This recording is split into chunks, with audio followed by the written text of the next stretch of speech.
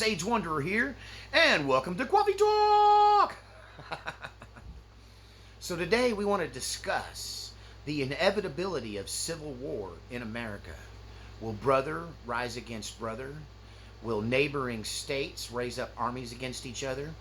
We're going to discuss that in this video. Before we get started, I would like you to support this channel through you giving me your thumbs up, through sharing the videos, through subscribing to the channel, and I most importantly need your financial support. You can find links in the description below to support this channel financially. I receive zero money from YouTube, and all of my content is sponsored and paid for by viewers like you. You pay for my basic needs here in my cabin in the woods, and I live a very low lifestyle, and I don't have many bills, and your generous donations and gifts keep this channel going, because I'm so old that if I had to work a day job, it's all I could do. I don't know that I could keep making videos no matter how much I wanted to. So by giving a donation through the links below, you can absolutely keep this channel on the air and keep these videos coming. So what would civil war look like? Those of you who are fans of the channel know I've been talking about this since 2017. And the main thing I've gotten wrong with my predictions is the timeline. I honestly thought we would be neck deep in a civil war by now because of the way the left is acting. The left is forcing Trump supporters into a corner. They are very threatening to us. They attack us on the street. They knock our MAGA hats off our heads. They slander us, spit on us. You know, they went to Tucker Carlson's home and tried to break in and assault his wife. The summer of 2020 was an absolute mess, an absolute train wreck, where the leftists marched on cities around the country and set them on fire. They set businesses on fire. They broke glass. They killed people. They took over whole sections of cities like Seattle, created autonomous zones where authority was not allowed in, set up their own militias, even resulting in the death of 2 young boys in a shooting of their own people there in Seattle in the autonomous zone, along with multiple sexual assaults occurred there. It was a lawless place for a while. And this all happened in 2020, and then in January of 2021, we have the right kind of responding. And one thing I have to say about the insurrection is that, you know, I blame the PSYOP Q. Q convinced people through various methods that if they went down there and protest, the Marines would land in Ospreys, and a military coup would take over, and our generals would take over the country and settle the election for us and get to the bottom of the election fraud. And that was just a big giant honking lie. And those people walked into a trap that was set for them. So the left fights dirty. They use a lot of disinformation. They're the kings of doublespeak. The press will literally lie to your face over and over again and think you're so stupid that you don't remember the last time they lied to your face over and over again. The people that are telling you that Kamala Harris is going to save our country are the same people that were telling you that Joe Biden was sharp as a tack just a month ago. Knowing that that was a bald-faced lie, we knew it then, and now it's painfully obvious. So these lies are going to continue, and they're going to feed a lot of anger on both sides. And it's these leftist lies that infested the mind of that Crooks boy and caused him to climb up on that rooftop and take a shot at our president-to-be. So I think the future of America is absolutely going to include some kind of civil disruption and a potential division of the United States into a less united, looser coalition of states. And unfortunately, it may only come at the hands of much death and destruction. Transitions are rarely peaceful like this. And so what would that look like? Well, we're going to talk about that. What it will look like will hinge greatly on who comes out with the keys to power at the end of the 2024 election. Who is going to be sworn in January of 2025. Because how it looks and what happens next and how it might go down is absolutely hinging upon who comes out with the keys to the White House in January, and who takes power that day. If Harris takes power, then you can expect more of what we've been enduring under the Biden administration. A group of policies that are designed to destroy the middle class, and also more gun control through presidential mandates, executive decisions, what's the word I'm looking for? An executive order, right? That these will be coming out more and more out of the Democratic White House. They will end in lawsuits, right? And they'll end up at the Supreme Court, where they'll get shot down by the conservative Supreme Court. Biden, in his farewell speech, when he stepped out of his role as the candidate, said that he would concentrate on a few key things for the last 6 months of 2024. And in that, he mentions reforming the Supreme Court. So expect an attack on the Supreme Court, an attempt to rearrange the Supreme Court, or to add more Supreme Court justices that he gets to appoint before he goes out of office. This is going to be a desperate move, but I don't think it'll produce any fruit. I just don't think he has the support he needs in the House and the Senate to get legislation passed. And I don't believe any executive orders are going to stand up, because where do they end up but the Supreme Court? I mean, if we have a problem with any executive order, it ends up at the Supreme Court. And if he's trying to destroy the Supreme Court's not going to support him, right? So it's kind of a dead end. Unless he goes to arresting Supreme Court justices, that's not going to happen, right? That's his only hope. And I wouldn't see that being beyond the realm of possibility. If Kamala Harris takes the keys in January, then she might very well walk down the pathway of a totalitarian tyrant. She might decide to arrest members of the Supreme Court. She might try to bring impeachment orders against members of the Supreme Court, as AOC, Alexia Cortez, I forget her name. Anyway, AOC. I don't even know her name anymore. She's just AOC. But she apparently has drafted up impeachment papers against the Supreme Court. And the fact is, our Constitution names that court, the Supreme Court, for a reason. The buck stops there. It's the final stop for anything. It's the ultimate law of the land. And they swear to uphold the Constitution and follow the Constitution and defend the Constitution.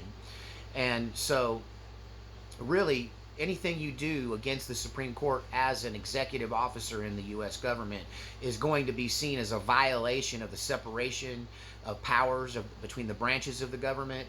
And I don't believe there's just not much of anything that you can do to a Supreme Court justice unless they're involved in open criminality. And I don't think they're ever going to find that on any of these people, right? So an attack on our Supreme Court is something that I think that Harris would probably try to make happen in her first term. But I can also see governors saying, okay, if Harris won, then we believe that the election system is tainted, and the majority of people from our state didn't vote for you, and we're done going along with these other states when their election processes might be in jeopardy. They might be compromised in some way. And so therefore, we're not going to really have anything to do with the federal government. You already start to see this occurring during the Biden administration down in Texas with the governor there, and Greg Abbott. He took the reins of the border there away from Biden and the Biden administration, and he did things his way. They also passed a firearm suppression act down in Texas that says that Texas has the right to produce suppressors, silencers, some people call them, for firearms that are made and used in Texas, and the federal government doesn't have the right to tell us whether we put silencers on our rifles or not. And he was standing up against the NFA, the National Firearms Act, which made silencers illegal unless you get a background check and pay a fee. America, what is it? The land of the slave and the home of the fee. I like that saying. It's kind of true. So I can see other governors saying, you know, we don't like this particular national law, so we're just not going to abide by it anymore. There's already a growing nationwide tax protest happening, and it's not being talked about because people are just secretly not paying. They're just not interacting. They're just like saying, come and take it. And that's starting to grow and grow amongst conservatives. And I could see that happening also on the left. If Donald Trump, by a miracle of God, wins the election, gets past the rigness portion of it, past the rigging, and manages to win by landslide, I can see the left doing the same thing. I can see leftist states doing very much what they did over immigration by creating sanctuary cities and sanctuary states. They might basically make certain areas of the country completely apart from and not subject to federal laws. And I could see governors on the right doing that, and governors on the left doing that, depending upon who gets the keys to the White House in January 2025. So, but I do think that 2020 showed us how the left responds. When they get violent, they burn down their own neighborhoods. When they get violent, they kill their own business owners, even if they're minority business owners. They don't care. They just rampage like a bomb going off in all directions. And so I see that if they're the ones that rise up against a Trump presidency, we're going to see 2020 on steroids. Maybe they advance beyond simple arson to explosive devices and terrorist attacks. And maybe they, somebody gives them a clue and they get their head out of their you-know-what and realize that if they're going to burn a building, don't do it in the black neighborhood, dummy. Don't do it to your own people. Right? So you might see attacks in places you never saw attacks before.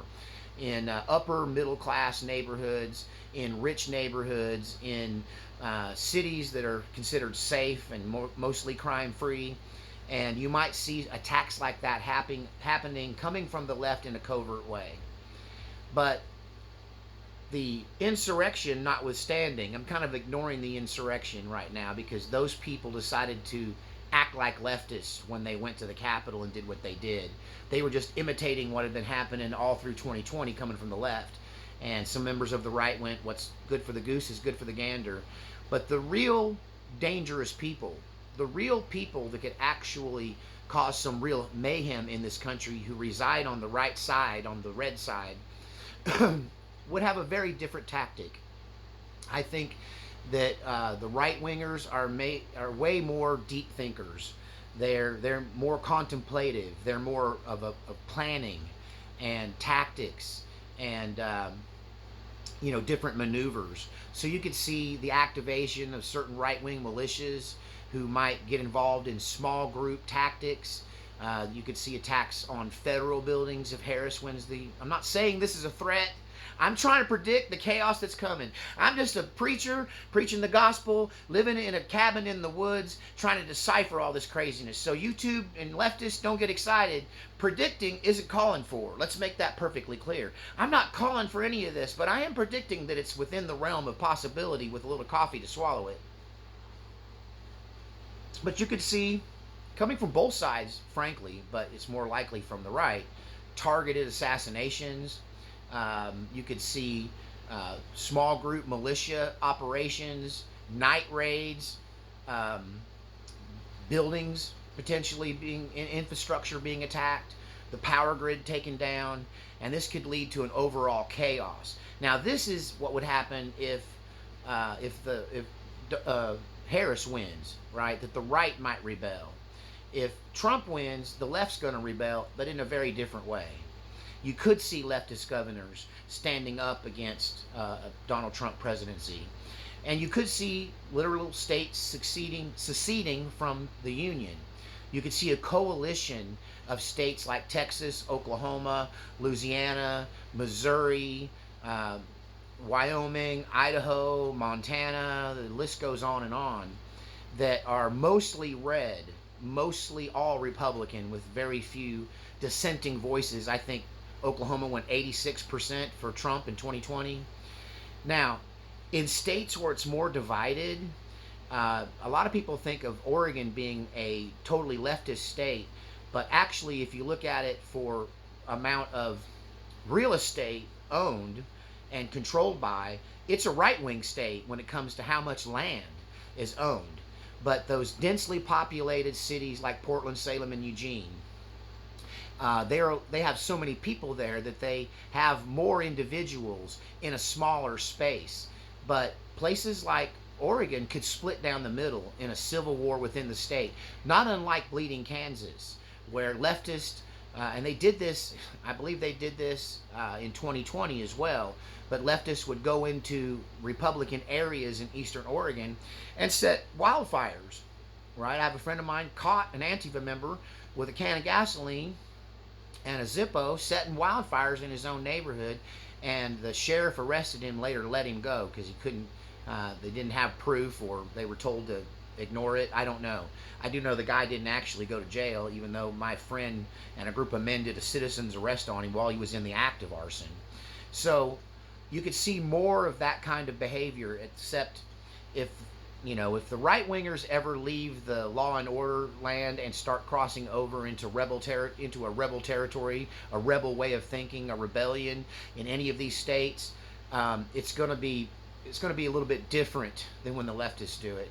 So you could see hit squads going over the mountains in Eastern Oregon and attacking key places in Portland, political assassinations, potentially terrorist bombings. And then the big question would be, what role would the National Guard or the military play in this kind of breakdown of the American system? When things start to crumble, finally, when the division gets so powerful that each side gives into it, you know, who has control of the military will be a huge issue. And I could even see Trump sitting by, doing very little, and just letting those states fight it out. Maybe feign a little help. You know, I'm going to send the National Guard in, and then, you know, they send in a couple hundred of them that maybe get around the Capitol building so nobody can get in there. He doesn't really do anything to squash it. And then there is that pesky Posse Comitatus Act that says they can't use federal troops against U.S. citizens. So they can't use military against U.S. citizens. They have to use citizens against citizens, or citizen police forces, you know, state, local, federal, county, armed armed anti-insurgents that they can't really draw from the Navy SEALs. And there's no doubt that the left is becoming more and more violent. You know, when Trump was given immunity by the Supreme Court, then a lot of leftists, a whole bunch of them, the internet's full of them, who proclaimed that, okay, so if the president can do whatever he wants, then I guess Biden can call in SEAL Team 6 and have Donald Trump assassinated. And this was a talking point for weeks, until somebody actually tried to kill Donald Trump, and he narrowly escaped by the skin of his ear. Close calls don't get no closer than that one, right? So, you know, they were calling for this level of violence to come from the government itself and the military itself. So there is a chance that there could be a civil war within the military. You know, this election is very much like the election of 1860. In 1860, the argument about free states versus slave states, and, you know, Lincoln emerges as the anti-slavery candidate, and the Democrats can't figure out who they want to oppose Abraham Lincoln in the election. And the infighting is so bad that the convention splits, and the Democrats choose 3 different candidates that they put up there, not unlike what's happened with RFK and Biden. You know, RFK should be the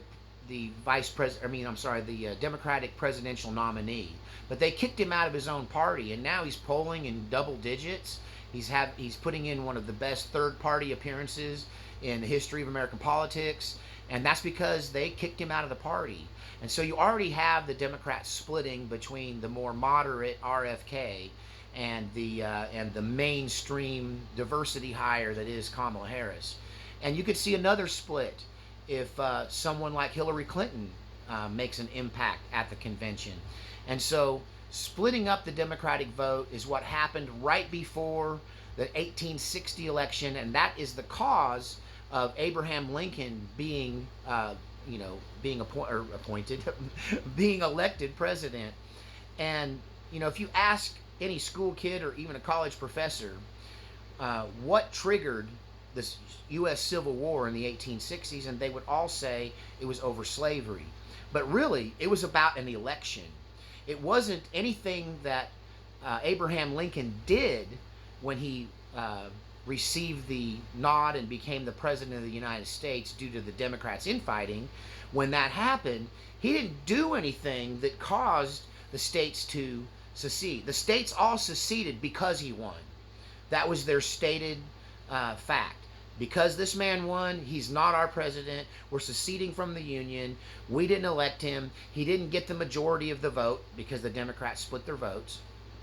And so it was the election of 1860 that actually triggered the Civil War. And I feel like the election of 2024 will trigger a civil war immediately upon the announcing and the finalization of the election. And it just depends on which side's going to step away. Is it going to be the Democrats who say Donald Trump's not our president, you rigged the election, we're out of here? Or is it going to be the right wing that says Kamala Harris is not my president, and we didn't elect her, she didn't get the majority of the votes, and we're out of here? One or the other is going to happen in this election cycle. I'm 90% certain. I will say this, I don't believe I'm wrong in predicting a civil war since 2017. The thing I've been wrong about is picking the timeline. When is this going to happen? How's it going to go down? But I will tell you this, if the right wing starts it because of a left wing control of the government, it's going to look very different. There's not going to be a bunch of protests. There's not going to be a bunch of, riots. Right? The right doesn't really riot, and the one exception being January 6th, and I think it's partly because Q put them up to it, and the other part is because they thought what's good for the goose is good for the gander. If they can do that and act that way and get away with it, so should we.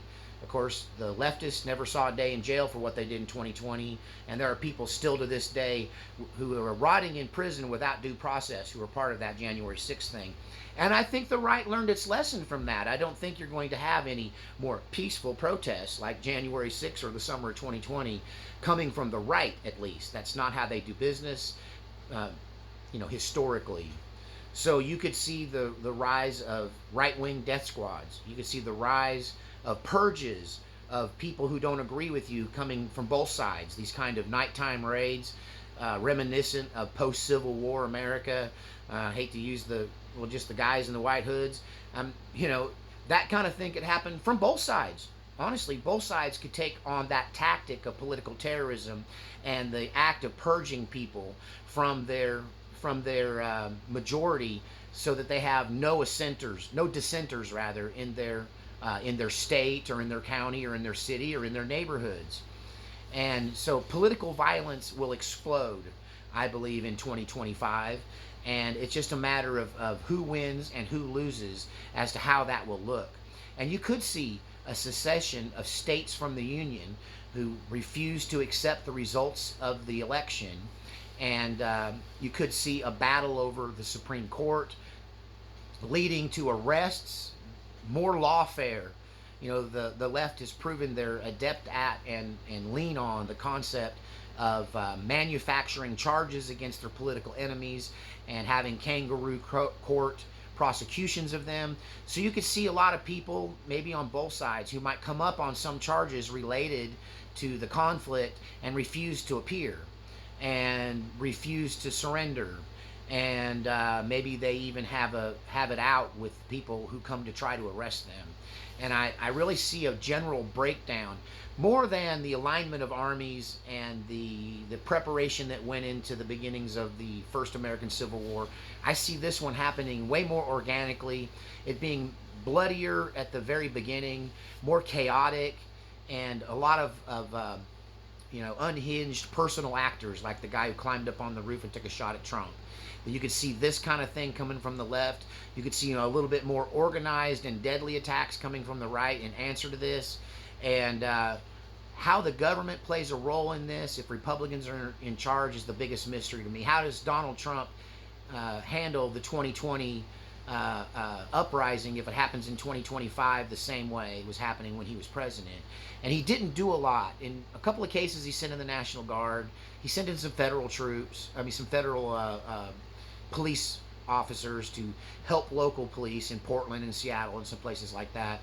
And so he might take a soft hand on it. He might not, right? And I think it would probably be better if he did more.